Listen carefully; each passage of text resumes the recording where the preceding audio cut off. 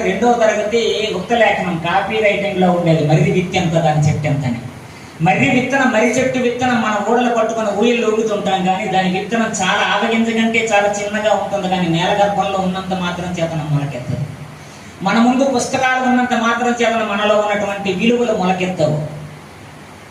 ఆ మర్రి విత్తు నేల తల్లి ఒడిలో ఉండేటప్పుడు మేఘం వర్షిస్తే ఆ నీటి చెమ్మకు అదును పదును చదును చూసుకొని తనను తాను పీల్చుకొని నేలను చీల్చుకొని ఆ మర్రి విత్తనంలో నుంచి చిన్న పచ్చని రెండు దళాలు నేల తల్లి ఒడిలో చల్లగాలితో సయ్యాటలాడుతూ తలలోపుతూ మొలకెత్తుతుంది.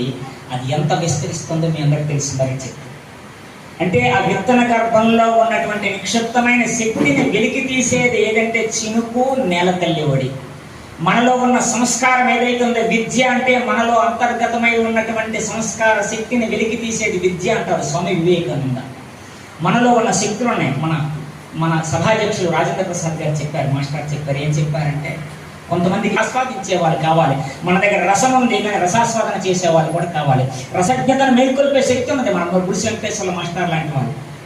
మీకు ఇంతకుముందు పోతన పద్యాలు చెప్పిన మాస్టర్ ఎంత ప్రఖ్యాతి తెలుసా? ఆయన రచనలు ఇతర దేశాల్లో కూడా ఉన్నాయి, అమెరికా లాంటి దేశాల్లో. ఆయన రాసిన పద్యకావ్యాలు ఇతర భాషల్లో కనుగొనింపబడ్డాయి. ఆయన తన సాహిత్యం మీద పేజీలు కూడా చేశారు చాలా మంది. గుడిసి వెంకటేశ్వర్ల మాస్టర్ అంటే ఇప్పుడు తెలుగు రాష్ట్రాల్లో పద్యాన్ని వ్యక్తం చేసి రసతుందలం చేసినటువంటి శక్తి ఉన్నటువంటి కవి గుడిసి వెంకటేశ్వర్ల మాస్టర్. సామాన్యులు